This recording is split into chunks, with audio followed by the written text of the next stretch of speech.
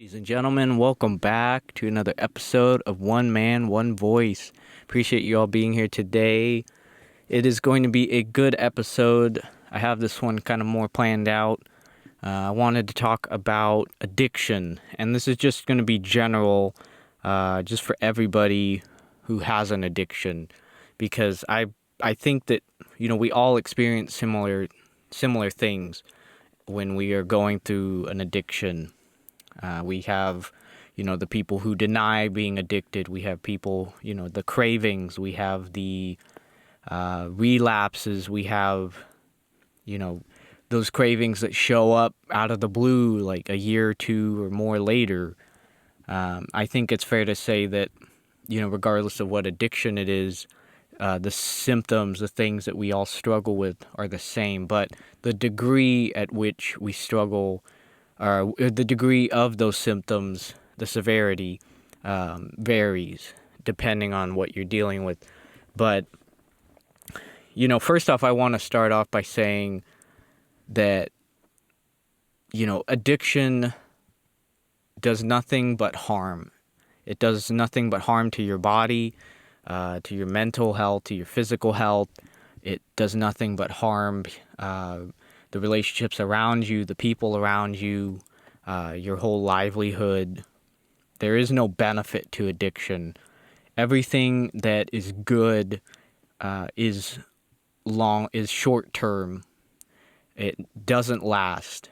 And, I think we might consider that it does last a long time because we keep engaging in that behavior. We keep taking that substance or whatever our choice of, whatever our choice is, whatever we're abusing. And, I know some people don't think of it or maybe categorize it as such, but pornography is an addiction. And having, been in a type of support group with a bunch of people who did have pornography addiction, the stories that they were telling me were the same stories that you would hear if somebody came off the streets into an addiction recovery place and they had a drug addiction or an alcohol dependency or whatever. And, people losing their jobs, people ruining their lives, entering into relationships that really had no meaning, and not forming any type of lasting bond with the individual they were with. And I've seen it and I've heard it, and it's all the same. It's destructive. And I want to focus on now, just as far as addiction goes, that the tunnel vision, as I call it, and I think other people probably know what I'm talking about. And tunnel vision, basically, when you have an addiction, it goes like this. When you are in tunnel vision, or when you're having tunnel vision, you can't see the bigger picture. You can't see how it will affect your life negatively. You can't see how, maybe the side effects that come afterwards, how you feel emotionally, because there's a lot of guilt, there's shame, there's anger, irritability that come with an addiction. And, it doesn't, most of the time, the reason that is, maybe you're going steady for a year or two or 5 or whatever, or even more than that. And one day, you're angry, you're stressed because something happened at work or in your life. And, it just threw you over the edge. And now you're looking for a way to forget about it, to comfort yourself and not feel anything. And so you go to the one place that has before always given you some sort of short-term comfort, or just erased, the memories that you didn't want to remember, but only briefly. And afterwards, you realize that you shouldn't have done that. You shouldn't have drank. You shouldn't have taken that drug. You have guilt, you have shame. You don't want to talk to anybody who's been rooting for you. You don't want to be around them. You just want to hide and focus on getting those days that you lost back.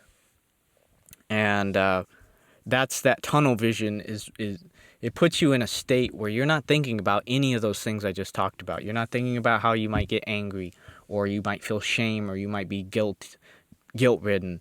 You're not thinking about the people that you'll hurt, the people that you'll let down, how it will affect you.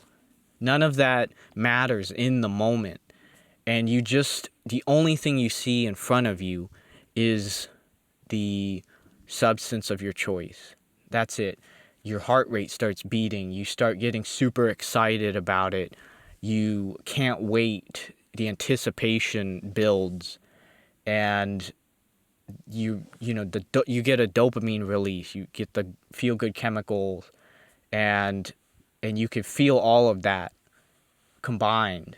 And the closer you get to using whatever substance of your choice, or pornography, or whatever, the closer that you get, the more heightened it is, until you finally reach the moment when you use it or watch it or whatever, drink, and then it kind of starts to subside. And I think people do chase that. I think people chase the dopamine release. I think people chase other things, like forgetting what is bothering them the most, or forgetting about the pain, or whatever. I think people chase that, and that tunnel vision again just messes people up, because afterwards they finally realize what they had done, but in the moment they don't understand, or they don't think about it. And some people might, but it doesn't really matter, because when you're in that zone, you can easily block out anything else that is hindering you from getting what you want. And in the end, I'll just say from experience that it's never worth it. I've been thinking about, like, if I was leading a group of people who had an addiction, right? And, they came there, they'd ruined their lives in some way. They got fired from a job, or they're in trouble, they're on the streets, or, their relationship is strained with someone. I think about, what activity would work best for that person. And, it's a hard thing when you're dealing with an addiction, because you want to change, but at the same time, power was taken away from you, and that addiction has run your life to some extent. And I think, like, for me personally, what constitutes an addiction? Well, first and foremost, it's an addiction when you no longer have control over it, when you feel like it has taken some of the reins and it's driving now. And, if you try and stop, or if you just get off of it for any amount of time, you have that desire to go back to it. You want it again. And, I think secondly, and most importantly, is it starts to affect your life negatively. It starts to cause problems in relationships. You start having maybe problems at work, or money problems.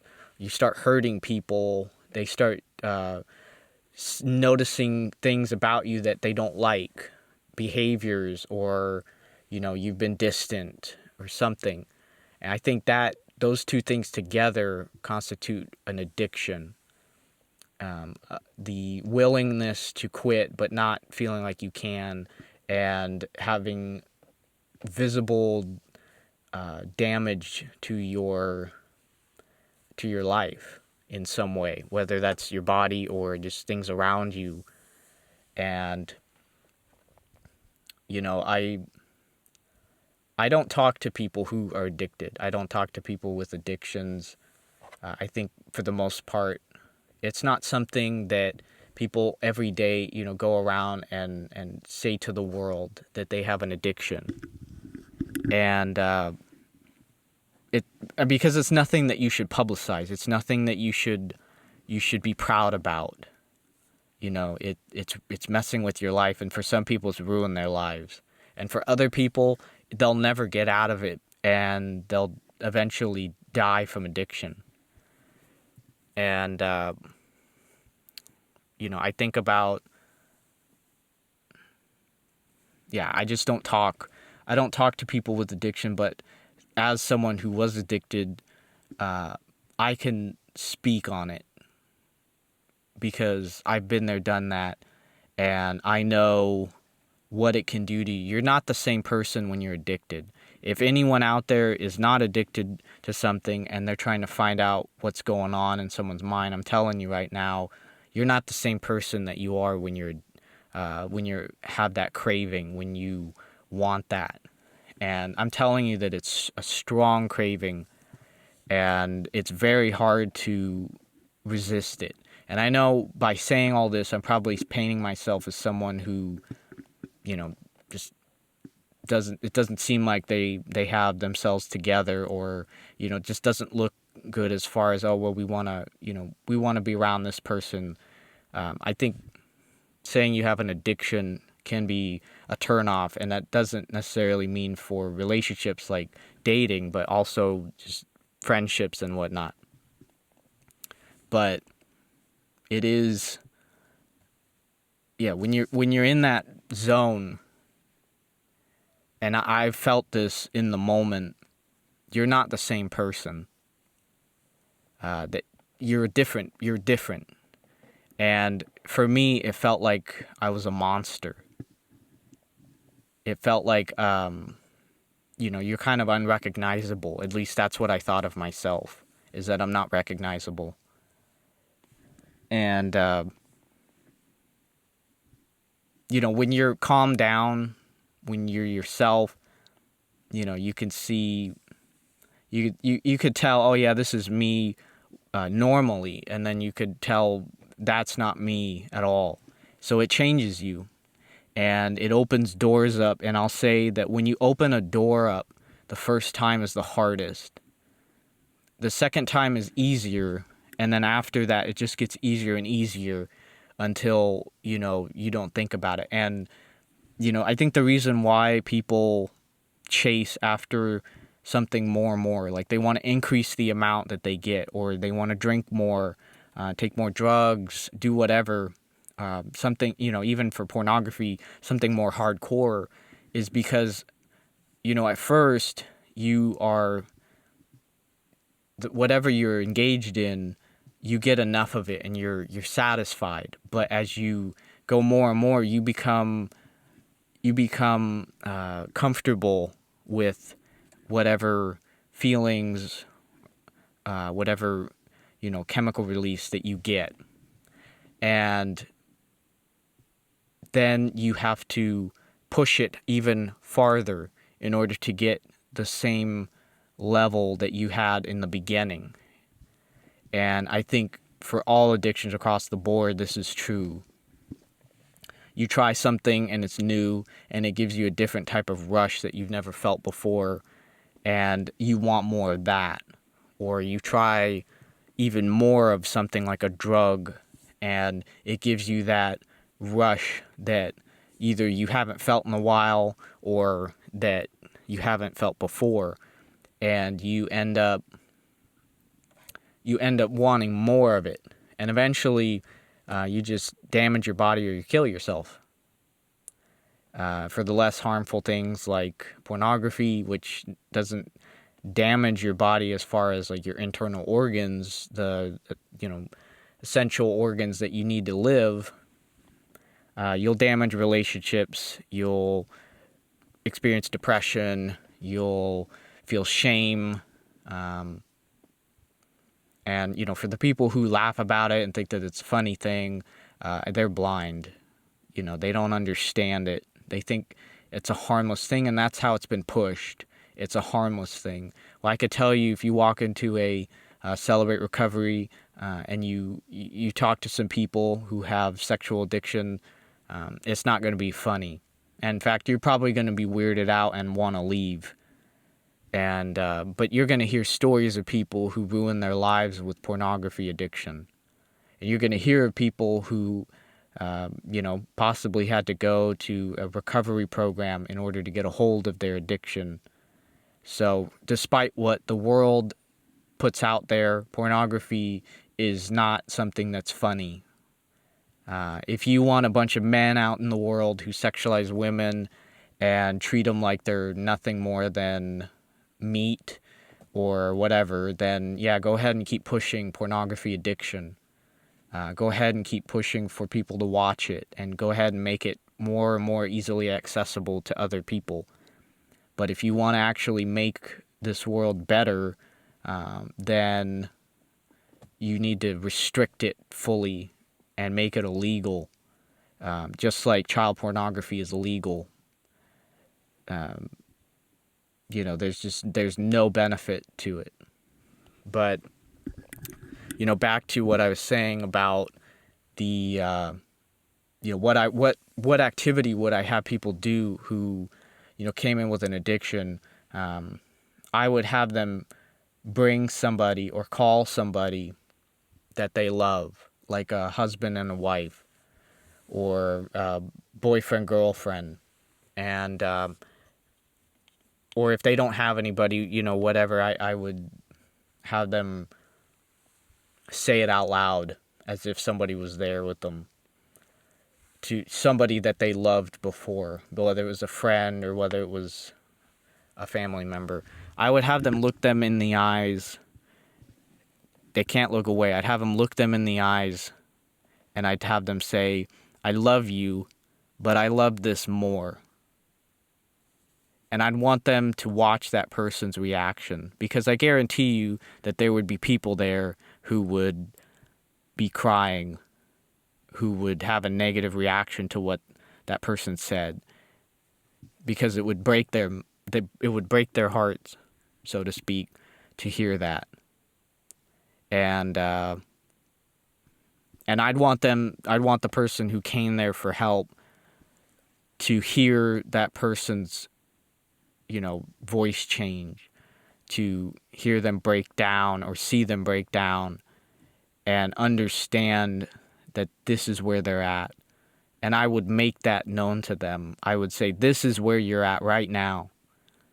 You're standing here in this room with your significant other because you can't quit this, and it's ruined your life. It's stressed or strained your relationships. And now the people that you love the most and the people that love you the most are looking you in the eye, and you're telling them, I love you, but I love this more. So I would let that sink in. Because when you get to a point where you're seeing somebody react to something that has taken over your life, you're going through a bunch of different things in your head. It's like disbelief, and you're just staring at the person as they're crying, or staring at them as maybe they walk away, and you're watching them walk away, and you're having to see how it's impacted you.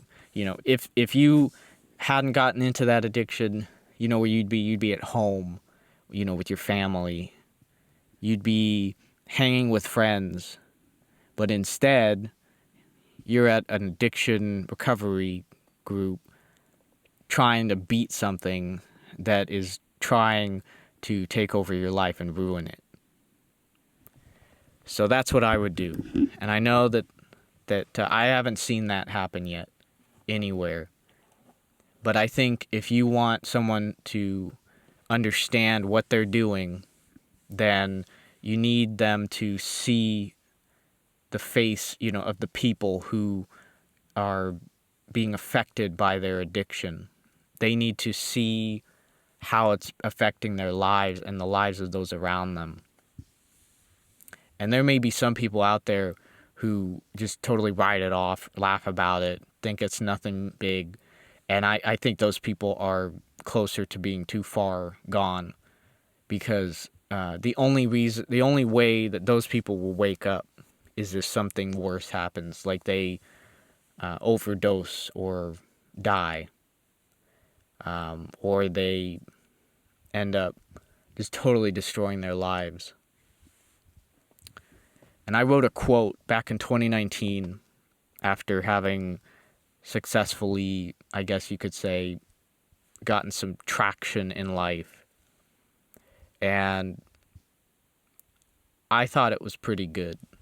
And I think it sums up everything nicely. And I want to read it off to people who are listening. And it goes, "Addiction is the father who welcomes his child with open arms, promising safety and comfort, only to turn around and shame that child for trusting them in the first place." And I wrote that quote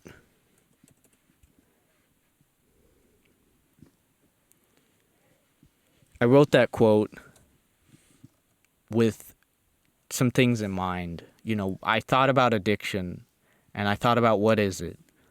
When you go to an addiction, when you go towards something, what it promises you is you'll forget about this memory. You won't have these feelings come up. You'll get some relief. You'll feel better. And I also thought about, who would it be? And it'll readily accept you with open arms. There's no condemnation when you run to addiction, because at first, it doesn't say anything to you about how bad it is.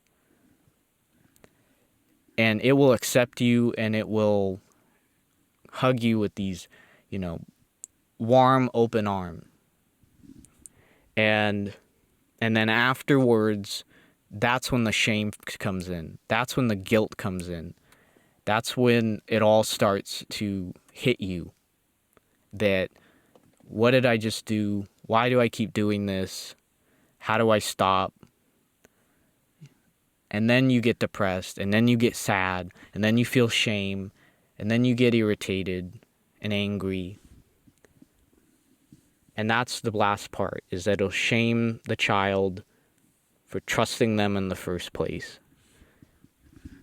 Because you come to it and it's like, hey man, I'm here for you. I'm going to make you better. And then afterwards, it's like, why did you do that? Why are you doing this? You know you're not supposed to do this. You know you're supposed to be clean. Why are you coming here to me? Shame on you. That's what it'll do. And you don't see that in the beginning. What you see is all the positives. But what happens on the back end are all of the realities of that addiction. And, what does it take to stop an addiction? I think it varies. But I do think that if you really want to have a grasp on it, you need to take extra measures. If it's the computer that is causing problems, you might either need to get rid of the computer, put on a type of blocker or filter, like Covenant Eyes, give the password to, or have somebody watch, your activity with you and keep you accountable. You might have to join a group. You might have to go to recovery. More serious, you might have to just throw the computer away altogether. Throw the bottles out. You might have to withdraw from it. And none of it is pretty, but it all becomes necessary for you to get clean. And I'll promise you this, that just because you get clean, for the most part, for most people, those cravings will come back. You might be 2 years, 5 years, 10 years, 30 years down the road in the of recovery. And they'll come back. and they can come back full on out of the blue. You might have to learn how to deal with stress. You might have to learn how to deal with bad news or things that would usually trigger you and make you go and drink. You're going to have to identify what causes you to drink, or what causes you to watch porn, or what causes you to use drugs. Not every case necessarily is, oh, there's a reason why. Some people just like to use or like to watch or drink. They just enjoy it. And I mean, the same thing can happen to those people as those who use the substance or watch something in order to numb something or to try and forget about something. They all, you could fall into the trap and not realize it until it's too late.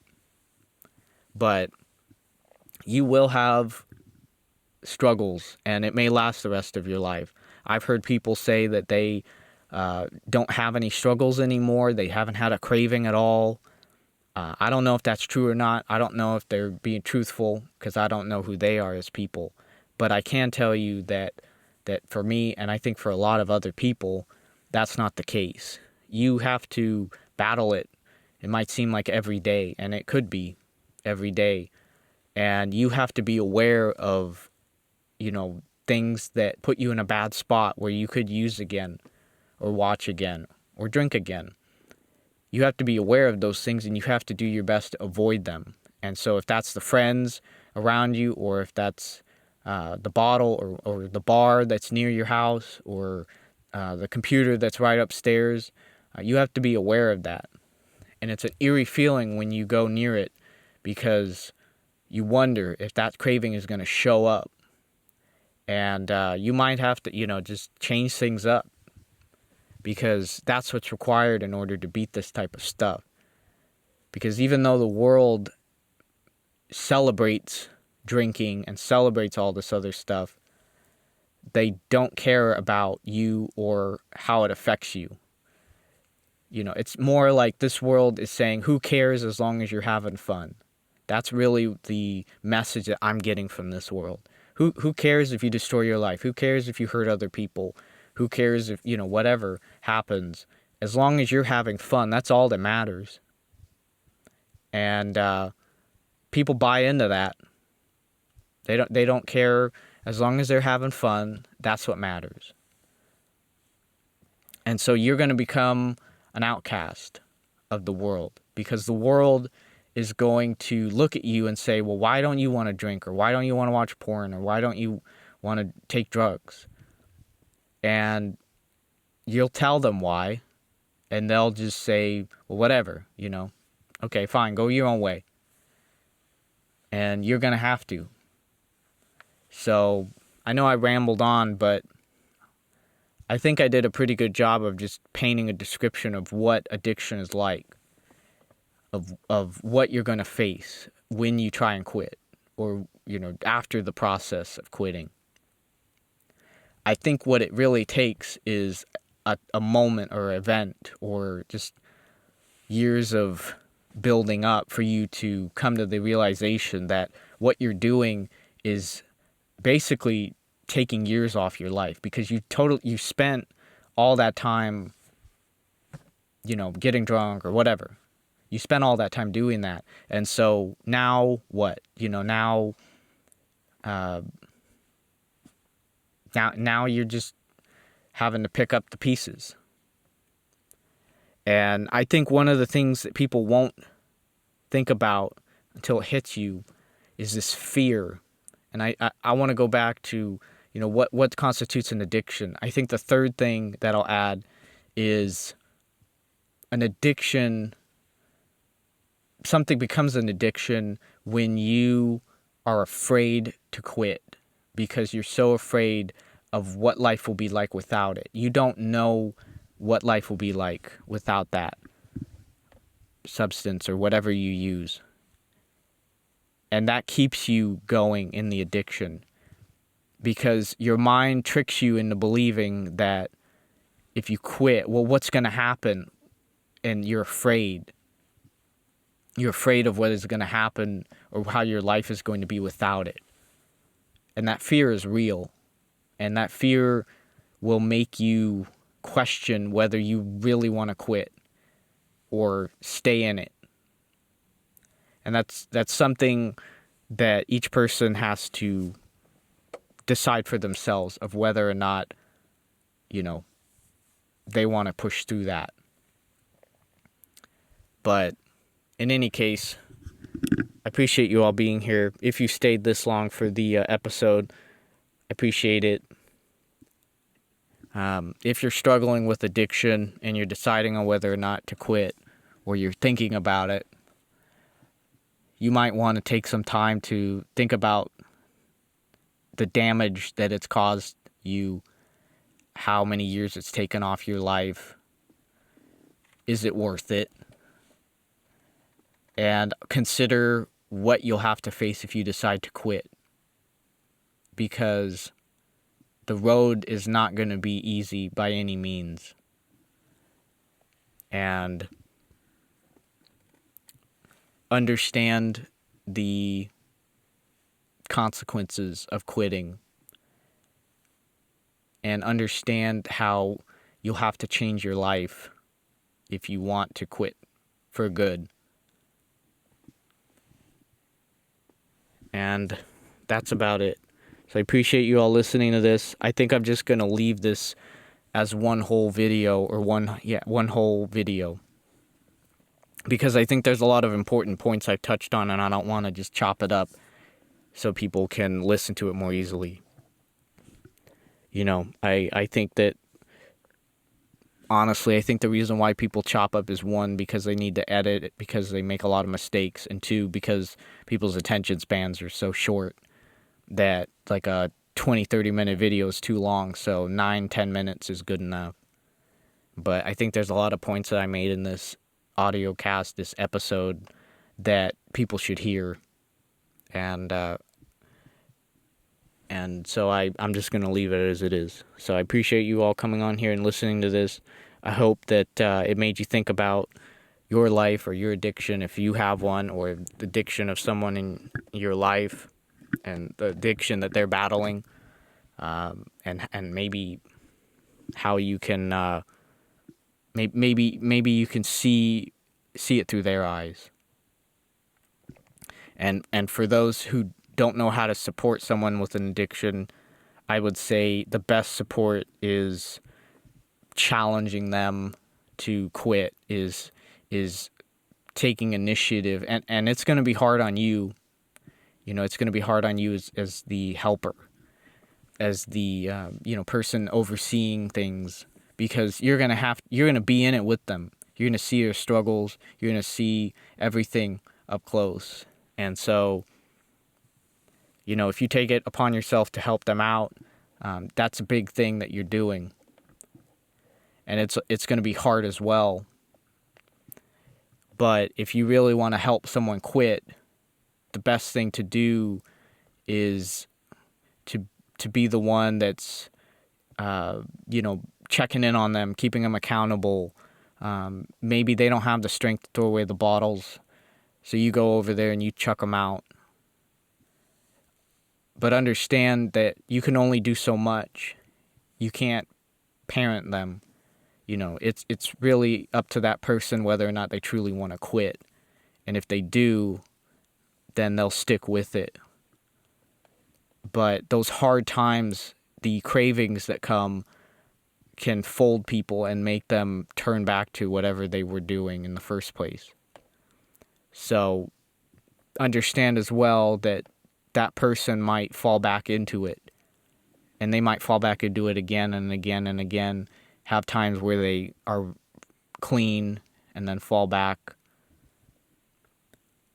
Honestly, I think in those situations, you need to make a huge life change. You need to leave the area and go to a place where you don't know anybody, because if you know everybody around you, then it's easier to get what you want.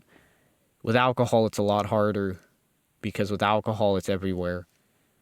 And that requires more strength, because you got to be able to resist. Sometimes you might have to just drive in another location to get to where you need to go. That might be something that you need to do. But overall, People, I think, need to be held accountable, because I think accountability puts pressure on a person not to quit. I think that people need to, at least have someone they can call.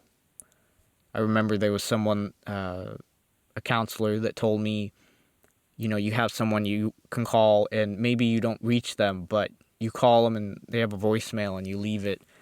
I leave a voicemail and you tell them, this is really hard. I'm in a moment where I want to relapse and I don't know what to do.